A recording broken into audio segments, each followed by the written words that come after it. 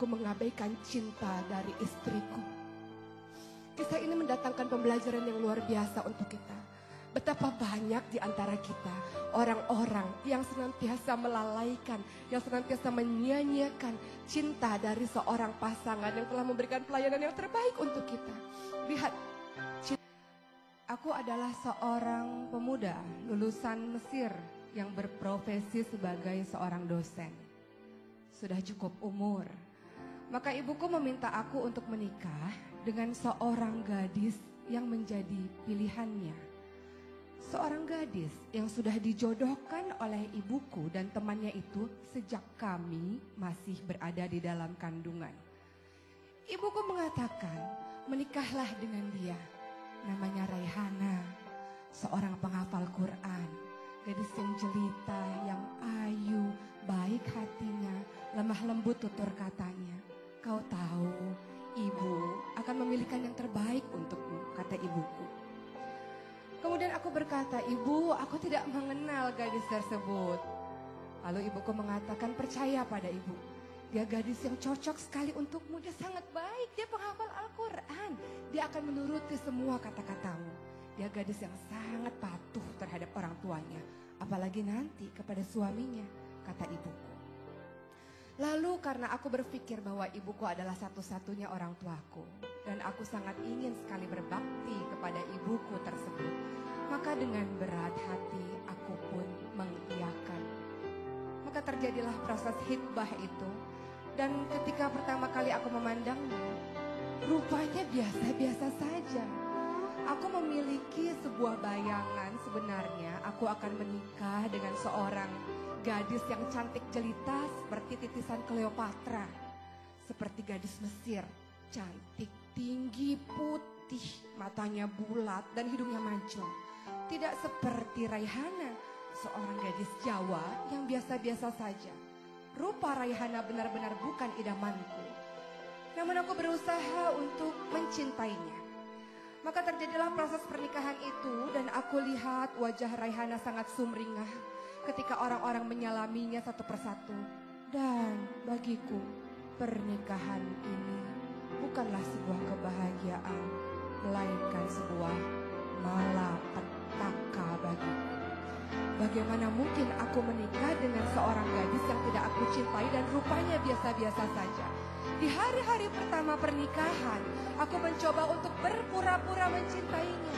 Aku mencoba untuk berpura-pura bersikap lembut terhadapnya. Tapi ternyata aku tak bisa berpura-pura lagi. 2 bulan setelah pernikahan, aku menunjukkan sikapku yang tidak suka pada Raihana. Aku kaku saja padanya, tidak bereaksi dengan semua rayuannya. Dan Raihana tetap menjadi istri yang baik sebenarnya. Ia melayaniku dengan sepenuh hati.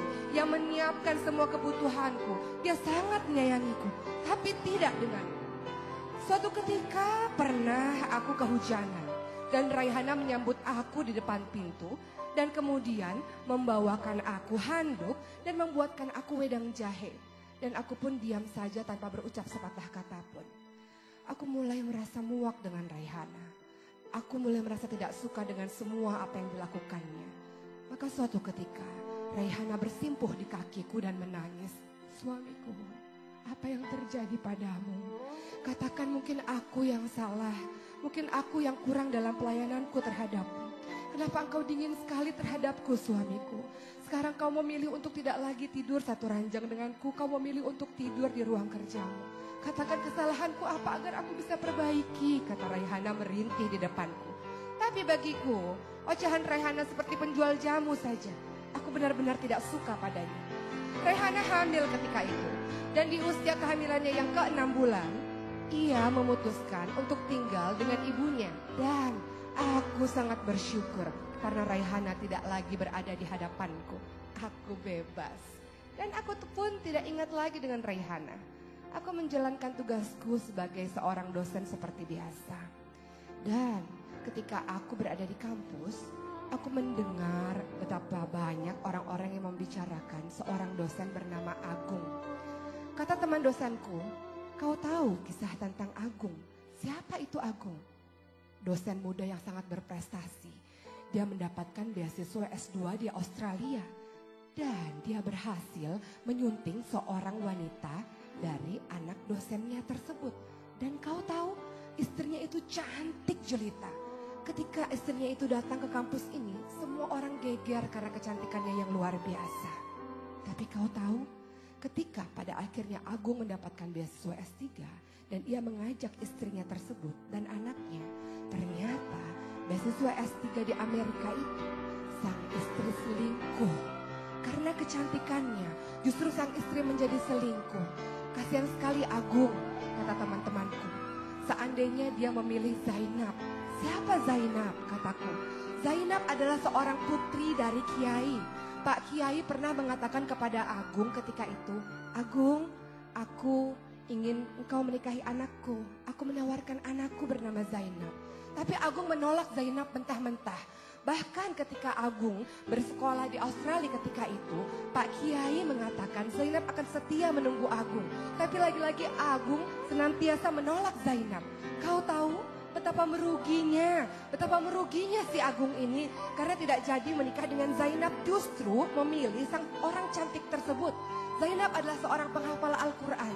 Zainab adalah orang yang sangat turut dan baik budi pekertinya. Dia sekarang sekolah S2 di Prancis dan kemudian mendapatkan suami orang Pakistan. Luar biasa, sayang sekali Agung. Sekarang dia sedang menjalankan terapi di sebuah rumah sakit jiwa. Mendadak aku teringat dengan istriku Raihana. Dan kemudian dalam hatiku berucap, walaupun Raihana wajahnya biasa-biasa saja, dan walaupun aku tidak cinta pada Raihana, tapi kalau istriku itu berselingkuh, pasti akan aku bunuh dia. Bagaimanapun juga Raihana itu adalah istriku. Dan beberapa saat kemudian aku ditugaskan untuk pergi ke daerah puncak. Dan di puncak itu aku mendapatkan kisah lagi dari seorang temanku bahwa dia sangat menyesal karena menikah dengan seorang wanita cantik asal Mesir. Dan ternyata lagi-lagi wanita cantik tersebut berselingkuh. Dan temanku itu mengatakan, beruntunglah engkau yang menikah dengan seorang gadis Indonesia bernama Raihana. Dia penghafal Al-Quran. Dia sangat mencintaimu, dia sangat sabar dan patuh terhadapmu. Dia tidak berselingkuh, beruntunglah dan bersyukurlah engkau. Mendadak aku tertegun dan aku pulang ke rumah.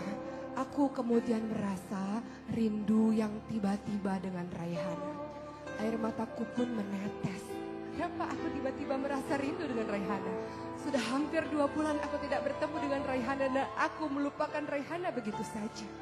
Maka aku pun pada akhirnya membeli emas yang sangat banyak dan baju yang sangat banyak untuk Raihana. Dan aku membelikan baju-baju bayi untuk anakku nanti. Dan aku pun ketika kembali ke kamar Raihana, aku melihat ada beberapa kertas tersembul di antara kertas-kertas lainnya. Dan aku baca kertas-kertas itu. Itu tulisan Raihana.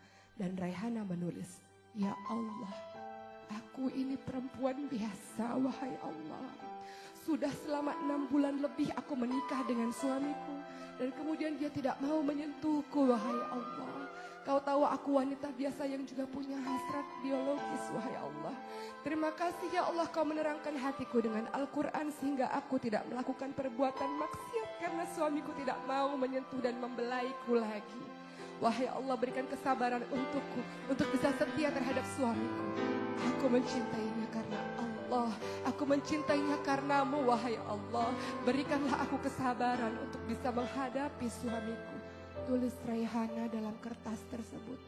Maka air mataku pun tumpah ruah. Aku segera mengambil kendaraanku dan aku mau memacu dengan cepat kendaraanku tersebut untuk pulang ke rumah mertuaku. Aku ingin bertemu dengan Raihana dan aku ingin mengatakan betapa aku sangat mencintai Raihana.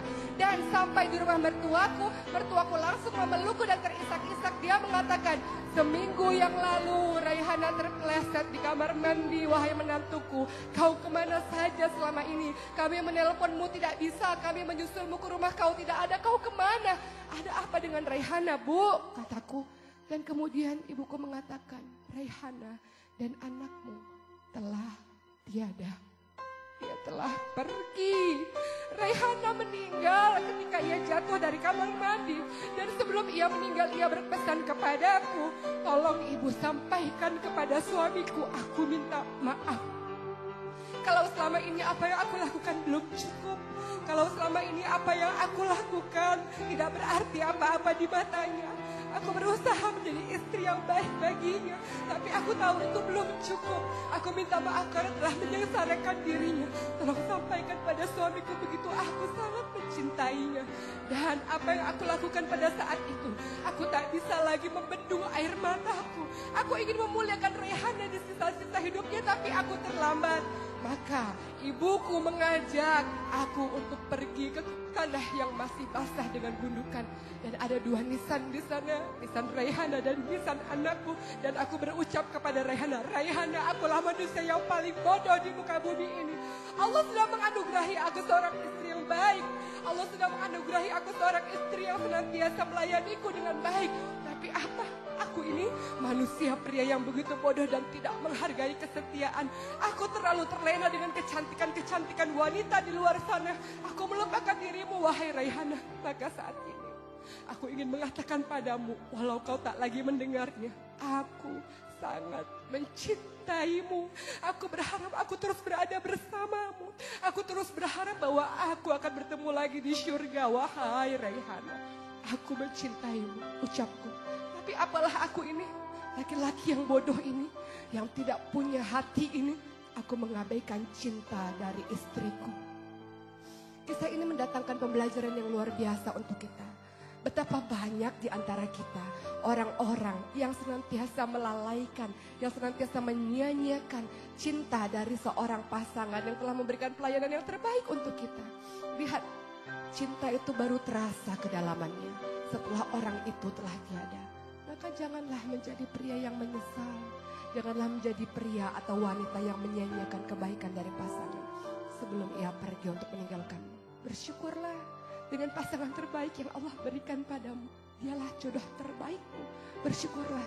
Dan mudah-mudahan keluarga kita dilimpahi menjadi keluarga yang sakinah, mawaddah, warahmah. Karena apa? Bersyukur, menerima, dan meyakini jodoh kita adalah jodoh yang terbaik. Insya Allah.